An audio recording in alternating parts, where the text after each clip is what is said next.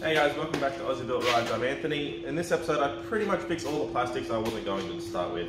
So I've got all the side panels fixed. I haven't done the front one yet, but you will see that in a later episode. Let's get into it now. Alright, so this is the right hand side panel. The one that was busted. You can see it's in the chunks here.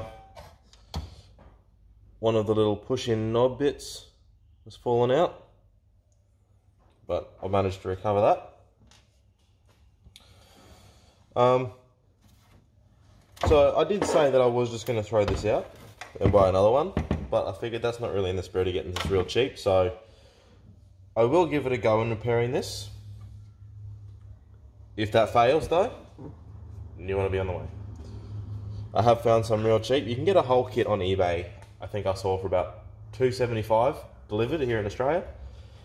So that's really not bad, but your fitment will have issues and won't be too fun to install. So I'll try and repair this one. I'll see how it goes and I will tell you if it's a viable option or not.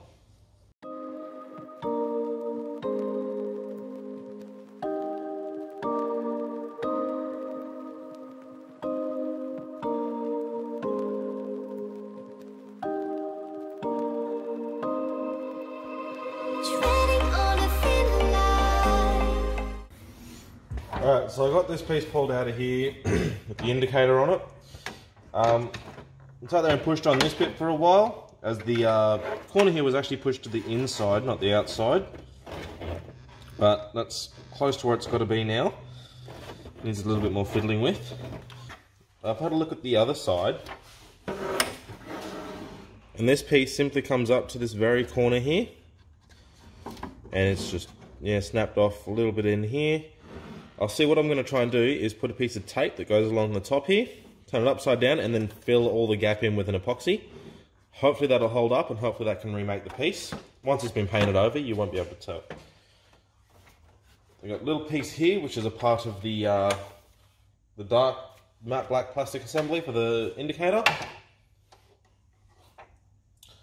And I've also got this one of the little push-in bits off here that have snapped off. I will get that back on there and I will hopefully get that all fixed up. There's a few other pieces that have got chunks missing off them. So my aim now will be to get them all ready, get them all set up, and then get all the gluing done at once.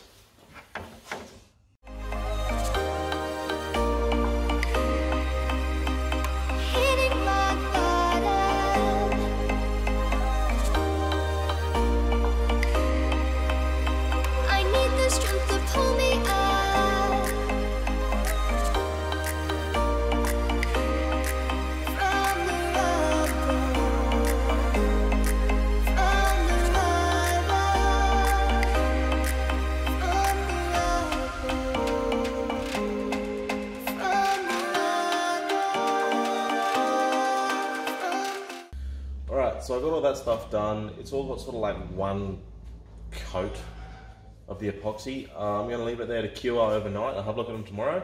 Places where I've got it built up, I might need to have to go around and do another layer of it. That way it'll build it up higher. That's it for now. I'll see you tomorrow. Alright, so it's the next day. I've come in here and I've had a look. This has actually come out really quite well. So that's what I'm left with after I've peeled the tape off it. It does move a little bit. This hasn't really adhered to the plastic too great, but in other spots it has, so I'm sure that'll fix up once I put another layer on it. So I'll go put another layer on all the ones like this, and I'll go and fix up any other parts that I've missed.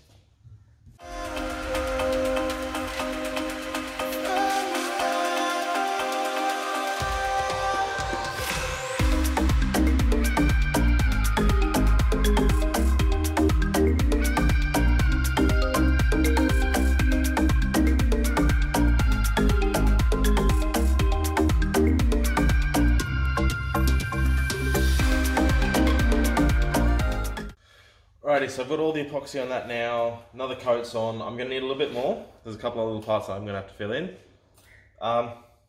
So I guess it's the same thing now as last time, just got to wait a day, wait for it all to go through and cure and see how it comes out. I'll see you then. Alright, so we're back. It's been a couple of days now. I've done little touch-ups here and there over the time. So it's all been pretty much epoxied up now. Everything's set, everything's hard. I just got to try and get it down back to a smooth surface so it can be puttied over and then sanded, painted, all go through the stuff. So I'll get into it now. Stay tuned. Alright, before I get too far into it, I thought I'd show you how it all turned out. So this is the big chunk that was missing on the top piece. It's come through really quite solid. It doesn't want to move much. I'm sure that'll be a good structural piece to replace that. On the bottom here, this is done exactly the same as well. It's nice and strong. It'll hold well, especially seeming as it doesn't have to be that structural, it just clips in at the bottom anyway. This piece here had the clip on the back. No, this side. It's all on there, easy, it's what people use epoxy for. And all on the other side of this one. So now the goal is to remove some of this. It's all built up over the top. Obviously we don't want that because we want it to go back to smooth. It's got a lot more here that's got to be fixed up. Obviously all the scratches, that will get bogged over and then sanded down anyway. So this doesn't have to be perfect. As long as I get the majority of it off and I can get it smooth, all good. I've already had a bit of a play here. You can see where it is, but you can't really feel it. And I'm sure once I've gone over it with the putty, it'll come out perfect. So let's get onto that and see how it comes out.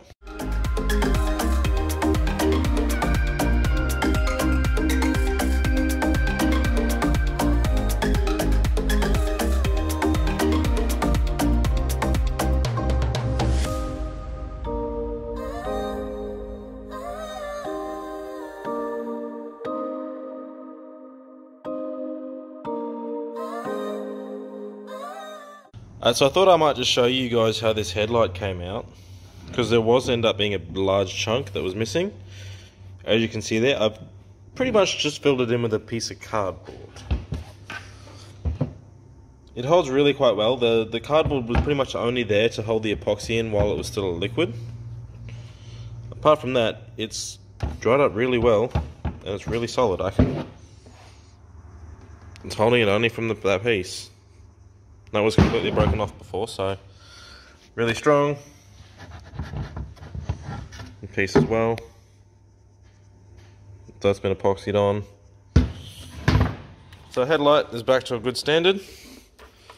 And because all that gets hidden, I can just stick that in there. Now, come all the way over here to the fairing. I kept forgetting this piece, so I finally got it on. But I'll try and keep that balanced. So you can see I've done a bit of work here. It's all come pretty flat, but obviously there's a lot more work to be done to get it smooth and smooth enough for painting. I can't move this for a little while because of that one. Hopefully it dries up quickly.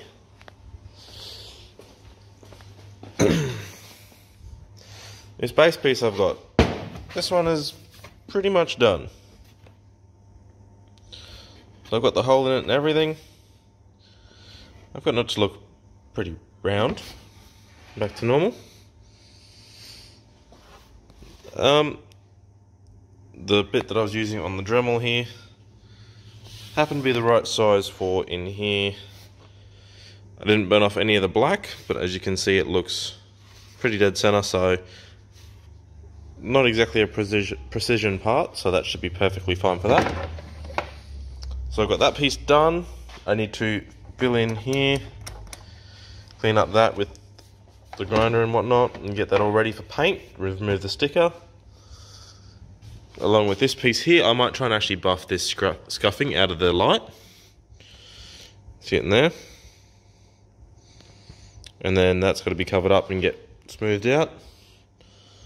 Oh, actually this piece is black. Don't know what I'm going to do with that one. I'll figure that out later. So, let's get to cleaning them up and seeing if we can get them ready for paint.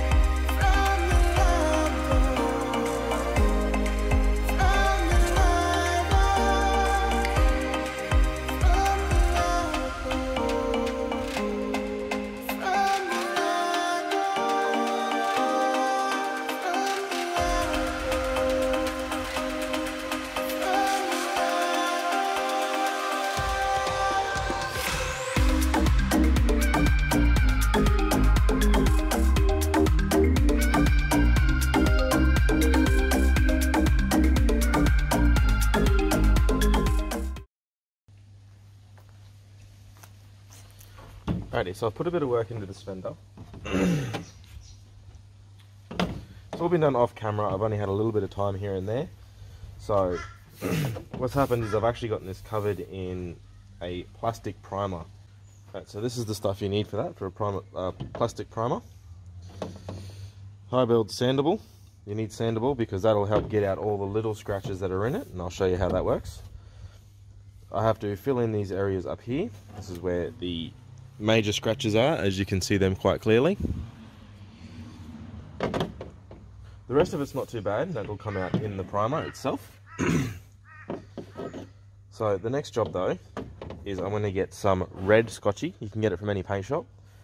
Put it in here and then that'll clean up, or scratch them up so that the plastic putty that I've got for bumpers as well will stick to it properly.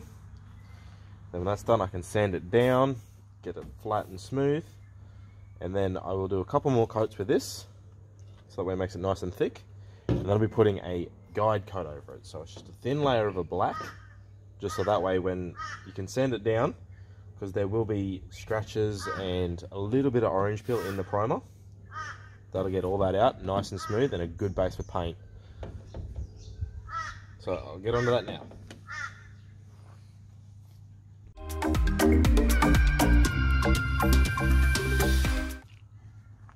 Alright, so this here is the plastic bumper filler. I've just got one in a brand that comes in little packets. Nice and easy to keep using. You simply tear this open, you pull it on your mixer. I've just got a piece of metal here. And then you get a hardener as well. Mix a tiny little bit of that in. Barely any of this comes with these. So you only need a tiny little bit of this to go in this. It makes it set. If you use more, it'll set sooner. But if you use too little, it won't set it at all. So get that in. I'll fix up these little holes that are in here, and I'll sand them back again.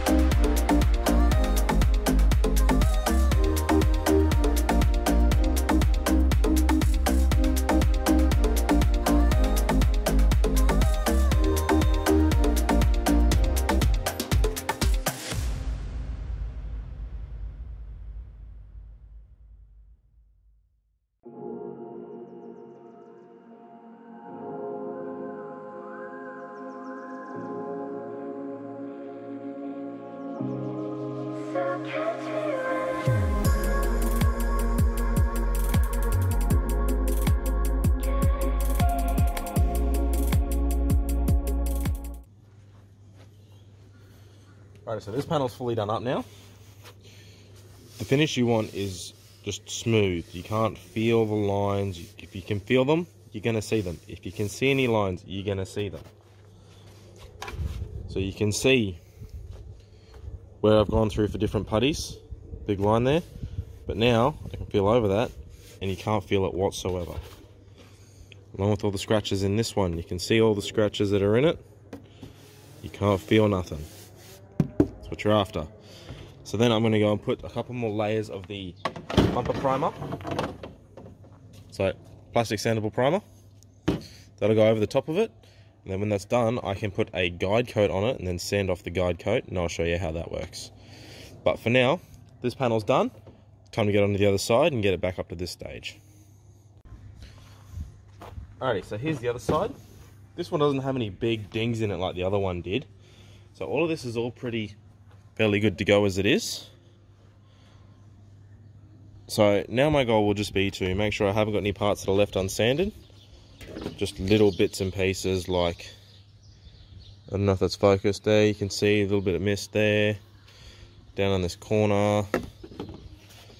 There's some down further here. Make sure this one's all done up. No more shiny spots, make sure it's all sanded up. And then just to make sure I can get all the scratches and minor stuff out of it, I'm going to use a full can of this. So the next one's going to go on. There is no dings. I'm going to have to putty up on that one, which is easy as. So I'm going to put a whole can of this on it. The It's only 400 grams. There's not a lot in these. It gives me plenty of room to sand down and get at any of the minor little scratches and any other imperfections.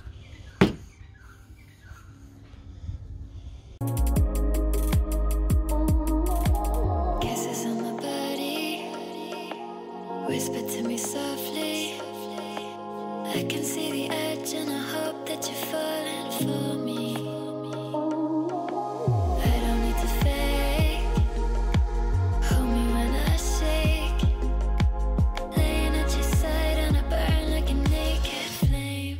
So catch me when I fall, darling, don't you know I'm not scared at all, so don't let go. Catch me when I fall.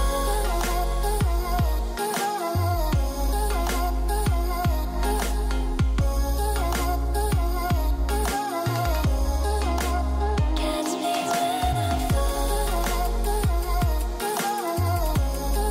You're falling.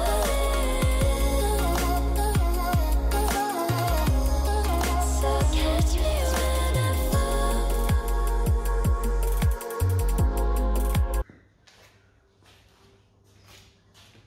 Thanks guys for tuning in to Aussie Built Rides. Hopefully that shows you that you can officially fix a set of lightly busted fairings with nothing but one of these epoxy resins. Really easy done, really cheap, not that bad, especially if it's only light scratches and a couple little breaks here and there. If you're missing a big chunk, maybe not so much. I was going to show you how to do the guide coat and get all the primer really, really smooth, but that'll have to be left for another episode, so stay tuned. Also, next episode, I got parts. So they're all going to go on there. I'll also show you how to do a bit of a service, because that's got high Ks on it. Hopefully we can just make it last a little bit longer. So until then, I'm out.